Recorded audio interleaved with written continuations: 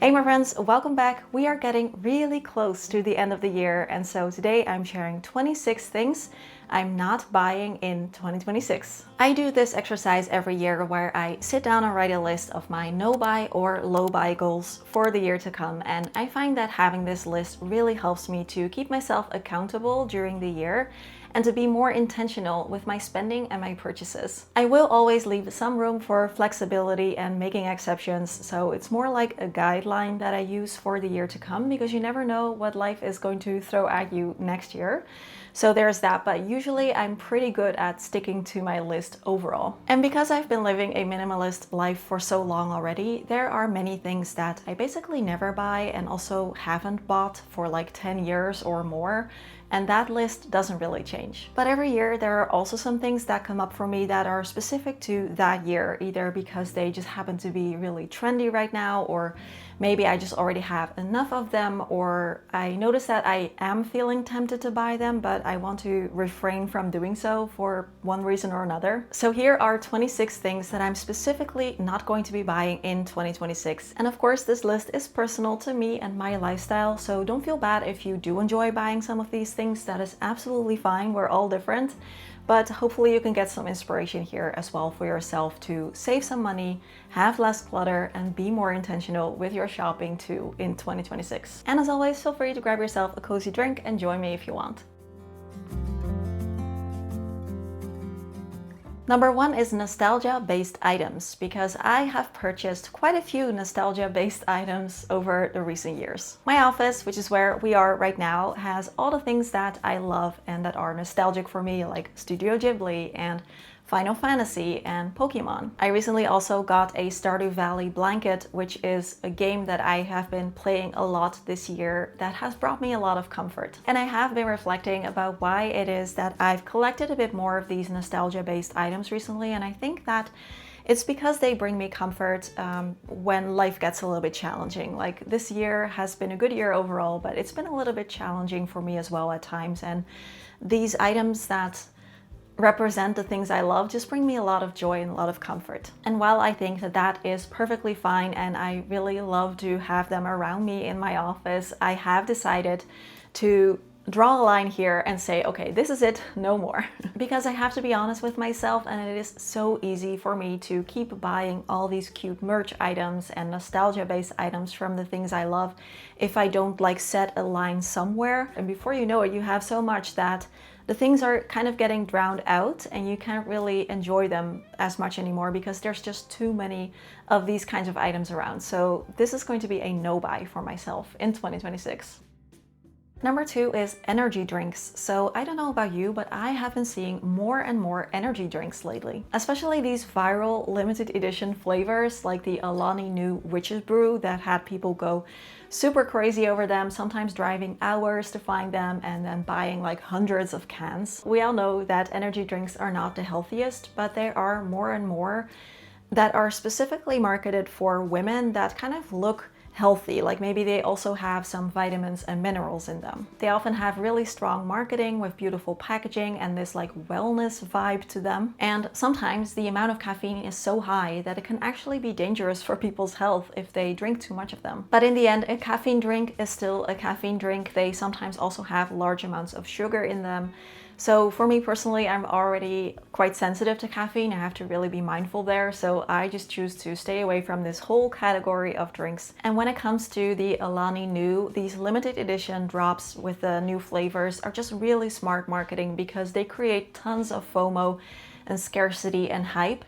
And people will buy many more than they can actually like reasonably drink themselves. So in the end, my drink of choice is just water, and then sometimes during the day I'll have tea and sometimes a coffee here or there, but no energy drinks for me. Number three, viral TikTok trends. We've probably all seen the hype around the Labubu's this year, and apparently now the Labubu bubble has burst. Say that 5 times fast. Labubu bubble has burst. And so yeah, they're not really popular anymore. People are saying like Labubus are so 2025, which is funny to me because we actually are still in 2025. Viral TikTok trends are going faster and faster. First, everyone was collecting the Stanley Cups, then it was the beaded bags, then they were the Labubus, and now people are going crazy over the Starbucks Barista Cup. And I'm sure there are many more trends that I'm not even aware of because I'm not really on social media myself outside of YouTube. And I find it so interesting as to why people are going so crazy for these viral trends, because I think real happiness doesn't come from chasing what is trendy right now. It is by like intentionally choosing what makes you happy, what you find important in life, and letting everything else just pass you by without needing to like be a part of that. That's what I personally think anyway. Number 4, blind boxes. Another big thing nowadays are blind boxes. So I'm sure you've seen them around. They are little boxes or bags that you cannot see what's actually in them. So you don't know what you've purchased until you've bought it and opened it. They can be toys or figurines like the Labubus or other collectibles, but they can also be like mystery makeup bags or skincare bags or clothing packs. And I get it because the element of surprise might be fun, but in the end, I think blind boxes are kind of like a form of gambling, because you're paying to, get the item that you want, hopefully, but you won't know, and there's a good chance that you actually won't get that item. The products in them are also oftentimes not really representative of the value that these companies say that they have, and it's also a really great way for companies to get rid of old stock of products that are not selling that well, and then labeling them as like limited or mystery to get people excited. So in the end, you are spending more money, you're getting more clutter, and I personally think that it's always better to just buy the one thing that it is that you really want, even if it costs more upfront than a mystery bag, because you will exactly know what it is that you're buying. You're just being way more intentional, and overall, in the long run, probably save a lot of money and reduce clutter. Number 5, a planner. So earlier this year, I got myself a really cute, small, simple planner, and again have found out about myself that I'm just not a planner person. I really don't use this most of the weeks. I've tried several different kinds of planners over the years, bullet journals as well, and I always in the end find out that I just don't stick to them. What I've come to realize when it comes to being productive and being organized, a planner will not magically create a new habit. A tool is only helpful if it supports a habit that you actually already have. So if you are a planner person, then you will use your planners, but buying a planner will not make you a planner person. So for me personally, I find that organizational systems don't actually help me to be more organized. It just creates more mental clutter for me personally. And actually, I feel like I'm pretty productive and organized without a planner. So yeah, I don't really know why I thought that I would need one. Number 6 is clothing, and for this I have a low buy goal of a maximum of 8 items. For 2025 I also had a low buy goal of a max of 3 items, and so far I've been able to stick to that one. It's been really nice. It's been a year of hardly buying anything for my wardrobe. I made a whole video sharing an update about my low buy year and specifically not buying things for my wardrobe, so if you're interested I will leave that for you in the description box. But overall I've really enjoyed this year of not buying any clothing. It gave me such peace of mind. I did some evaluating and reflecting and have decided for 2026 to land on the number of a maximum of 8 items. So I will allow myself a little bit more flexibility to change things up if I want to, but still I want to be very intentional there. And I've also identified some categories where I really feel like I have enough and I don't want to be buying anything for that category unless it's truly something special or different or something that I don't already have and that I really feel like I can use. So I've written them down. They are sneakers, sweaters, jackets, both winter and summer, and bags.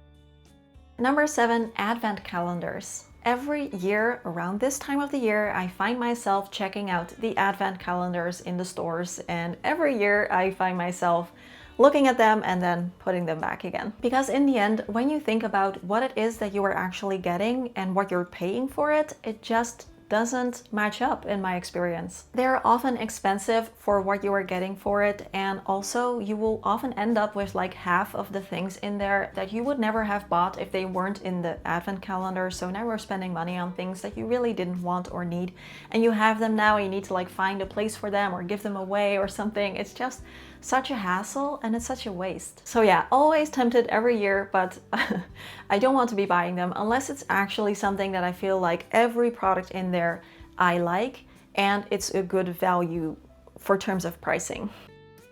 Number 8, kitchen gadgets and appliances, including pots and pans. Since moving in here in 2023, we got a few more like kitchen appliances, like a contact grill and a blender. We bought a wooden cutting board and some different servingware things for hosting. I also bought a Dutch oven. And while I'm very happy with these things, our kitchen is now becoming cluttered to the point where I actually like feel a little bit uncomfortable there, like it's a little bit too much. And that's mostly because we don't really have a very large kitchen and we also don't have a pantry, so everything needs to be stored in the relatively small kitchen. So it's not like there are things in there that I'm not using. I use everything that's there, but you know, it's just a little bit cluttered. So I feel like I have to manage the space and keep things from overflowing. I am thinking of a few organizational changes that hopefully will make at least the surface a little bit less cluttered.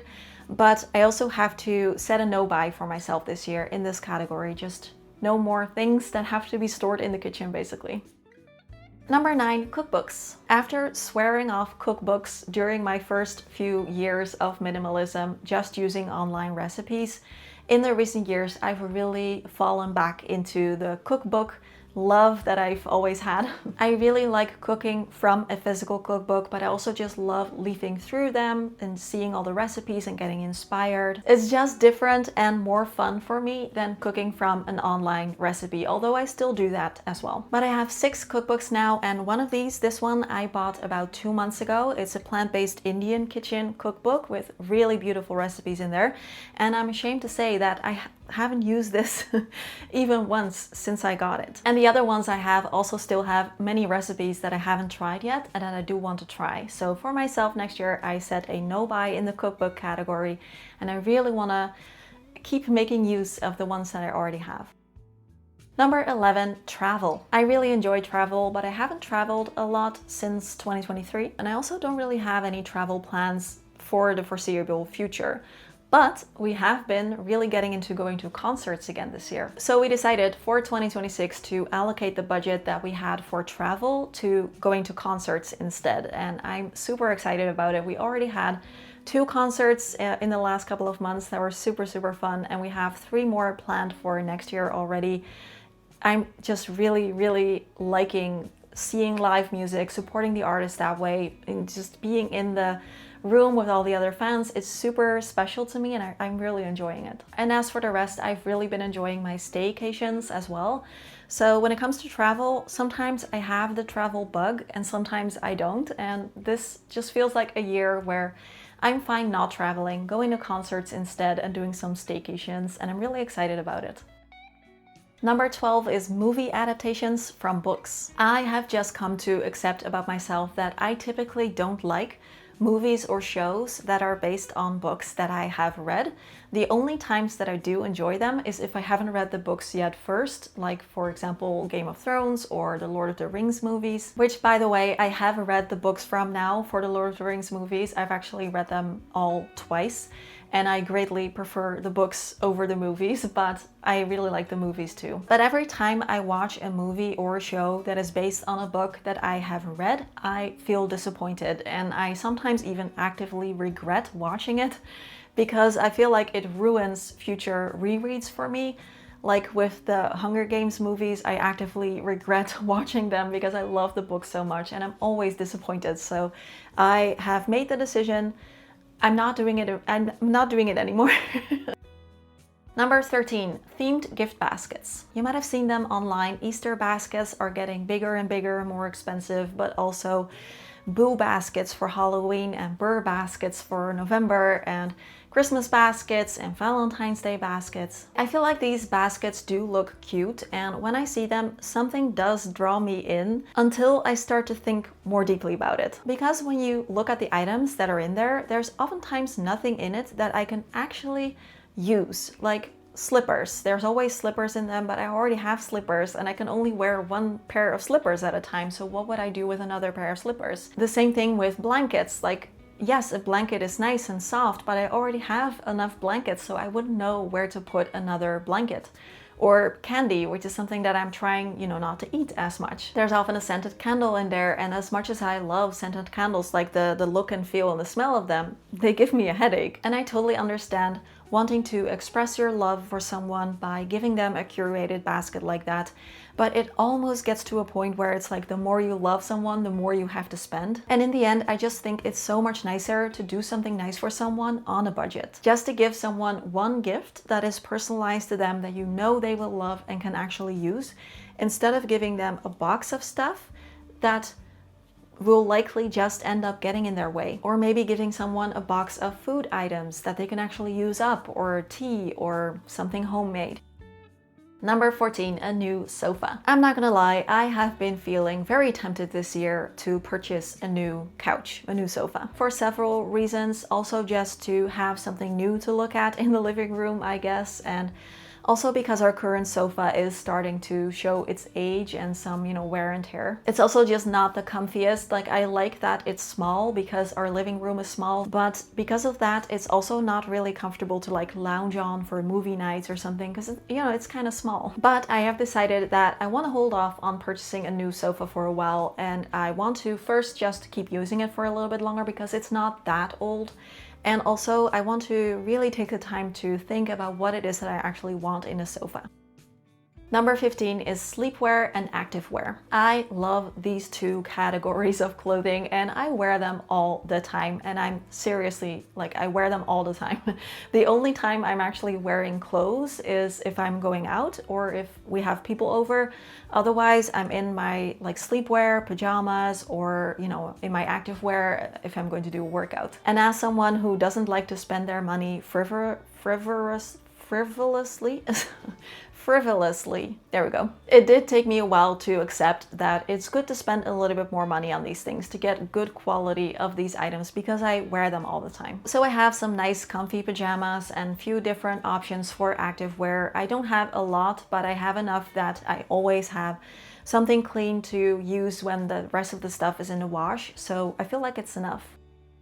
Number 16 is alcohol. I've never been a big drinker, but over the recent years, I've really decreased my alcohol intake even more. I still really enjoy the flavor of certain kinds of drinks, like specialty beers. I really like whiskeys and also, some cocktails. But in terms of my health, I just don't like drinking alcohol and putting that into my body. It just kind of feels a little bit wrong to me now. And I also just don't really like the effect of alcohol, especially the next day. So I'm not quitting alcohol forever. I'm not saying that I will never drink anything, but I want to stick to the goal that I made for this year as well, which is only drinking on occasion, maybe with friends or if we have something to celebrate or something, but only on occasion and not on a random Tuesday evening. I just found that I really enjoy living a almost alcohol-free life.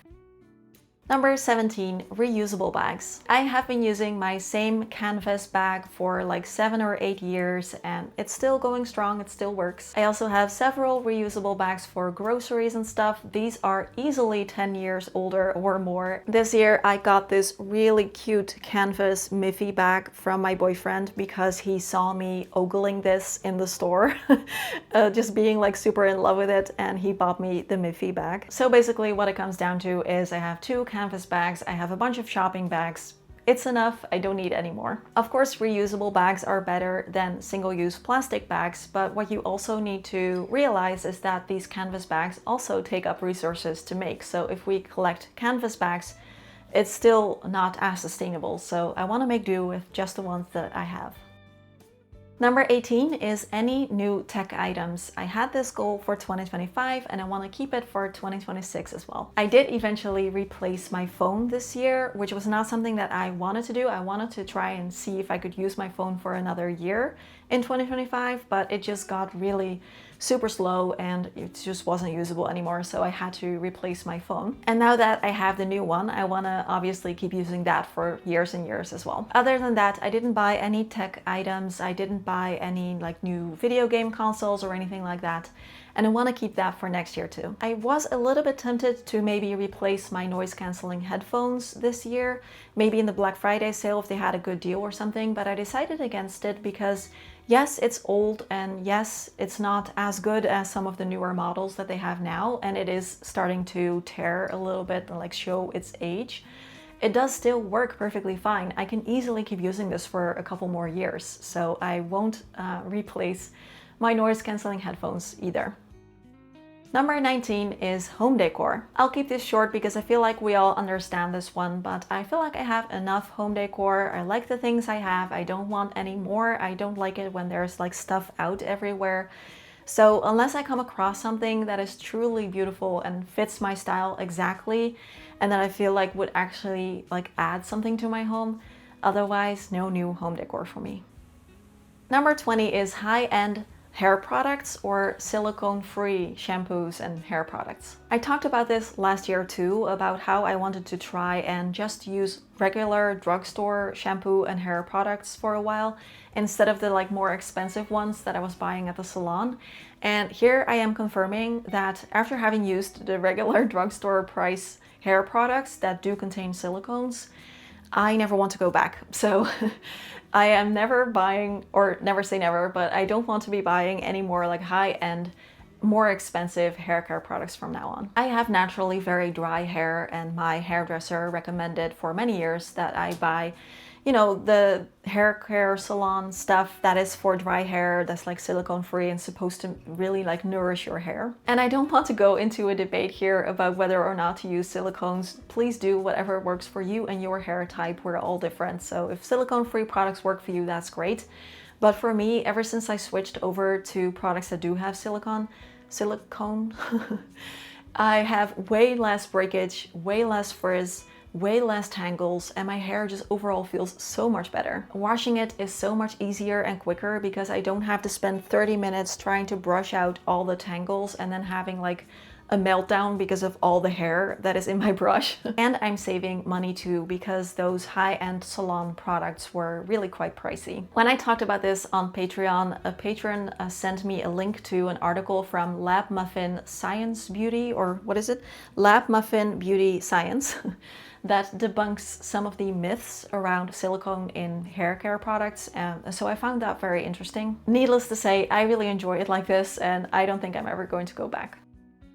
Number 21 is video games. When it comes to my downtime, I always love to read books and play video games, and books are something that I will always continue to buy, so books are definitely not on this list, but video games are. I've really been enjoying playing Stardew Valley this year, and I really do think that I will probably be playing that in 2026 too. It's been kind of like a small obsession of mine. So I already have that game, obviously. I don't have to keep like spending money on that. And also, my boyfriend and I love playing video games together, but he has a subscription for PlayStation Plus that comes with a bunch of games that you can play. We are playing the Alan Wake games right now, which we're having a ton of fun with, and there is a bunch of stuff on there that I want to do, like the South Park games, Hogwarts Legacy is on there, I think, Like a Dragon Gaiden is on there that I want to try. And if a game that I want to play is not on there, there's a good chance if I just wait like 6 months to a year that it will be on there, so that's fine with me too. It's more about having fun playing a video game together and less about actually like which video game it really is, for me personally.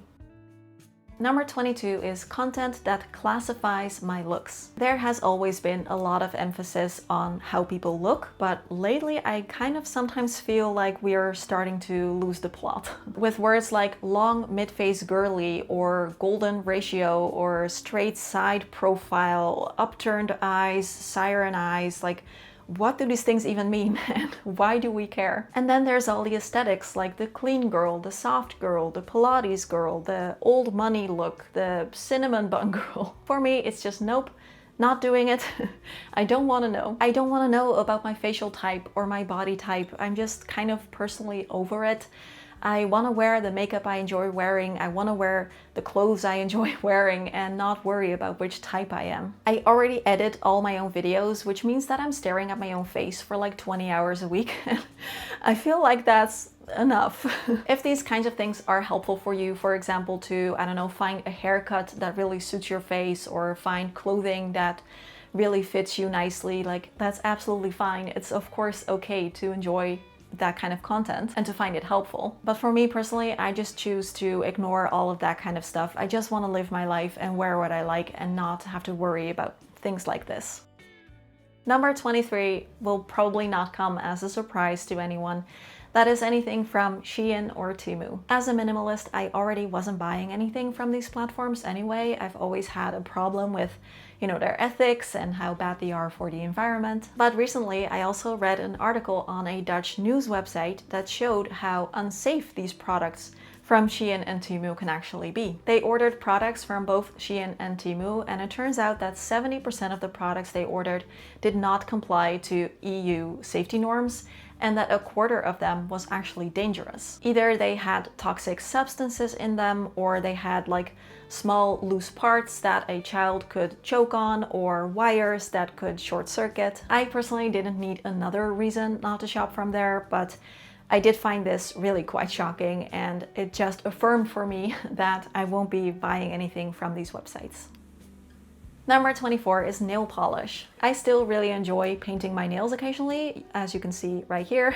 I've been painting my own nails ever since I was like 10, and I like having a few different colors for variety.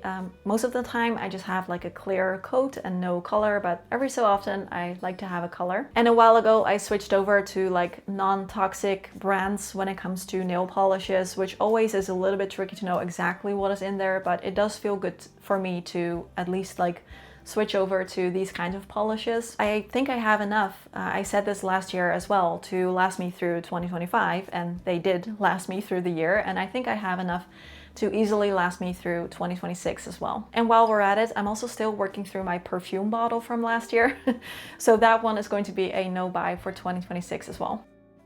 Number 25 is AI recipes. When it comes to generative AI, it still freaks me out. I'm still not a fan of it overall. Sometimes it does come in handy. For example, when I want to do the closed captions in my videos, this used to take me like an hour and a half for every video that I put out because I did it all myself. And now I can let AI do it, and it takes like 5 to 10 minutes. Or sometimes I'm working and I have a tech problem and my boyfriend is not home, he's like at the office, so I can't ask him. And then I will ask AI about my tech problem, and usually it has the right answer and I can just fix it and go on with my work. But mostly I try to avoid AI, and especially generative AI, for things that are also things that a person could have made. Like, I really don't like how AI is taking away work from actual people. So for example, I will not watch AI generated videos. I will not listen to AI generated music. I also don't want to use AI generated recipes, because there's also real people out there who have recipe blogs and recipe videos and who are working really hard at sharing these amazing recipes, and I want to support them by watching their video or going over to their blog instead of using an AI recipe. I just really don't like how many people are struggling with their job safety now that AI can do a large part of what they do for a living. And also, as a YouTuber, I noticed this myself as well, with all these AI generated videos on YouTube and these faceless YouTube channels that are out there. As someone who doesn't use AI for their videos, it's sometimes really strange for me to see all these AI videos get so many views. So when using AI, I ask myself, like, is this taking away work from an actual person? And can I also just support that person instead of using AI? And if that is the case, then I won't use AI. I hope this explanation makes sense. Let me know in the comments how you feel about all this. I would like to know. And number 26 are candles and LED candles. After resisting for many a year, I switched over to LED candles last year, and I have to honestly admit, they're kind of great. I can use them anywhere I want because it's not an actual flame, and also I think like they look pretty realistic, especially when it's dark. And I also still have this little box of like natural tea lights with natural vegan wax, palm oil free, cups from recycled plastic. I really like these, but the box is almost still full because I do have some actual like holders that I use real candles in. But with all the candles I have, I feel like this box could easily last me a couple years to use all of these up. So no more candles for me, and also with the LED ones, I have enough of them to make this place look cozy during the darker months, so I am set in that department. And that's it, 26 things I'm not buying in 2026, and I would love to know from you, what is something that you don't want to be buying and why? So please leave that in the comments. A huge thank you for watching and sticking around until the end of the video. If you enjoyed it, I would love it if you could give it a thumbs up and maybe subscribe to the channel if you haven't already. Also, a really big thank you to my channel supporters who are helping me to keep making these free videos for everyone here on YouTube by supporting the channel. And you can also become a channel supporter if you want to, if you're able to. No pressure, of course, as always. But if you do want to, then you can do that and get access to all the bonus videos that I've made over the recent years. I've been making 2 extra bonus videos a month for a really long time, so there are many videos to catch up on if you want. And you can choose for yourself if you would rather become a channel supporter on Patreon or on YouTube channel memberships. They are the same videos, the same content. So it's just a matter of which platform you prefer, and I will leave the links in the description box. This extra income helps me to keep the channel going, keep making the videos for everyone here, even when the views go up and down, and therefore my ad income goes up and down. It helps me to even that out more and also be extra selective with the sponsors that I accept on the channel. So thank you, thank you, thank you. And of course, a really big thank you to all of you who are watching these videos, because that really helps too. As always, questions, comments, conversations down below. Have a wonderful day, and I will see you all again really soon. Bye-bye. Speaking of Miffy, did you know that she is actually Dutch? Her Dutch name is Nijntje, which is kind of like a cute way of saying bunny. And so yeah, she's Dutch. I've always really liked Nijntje. It's very nostalgic for me.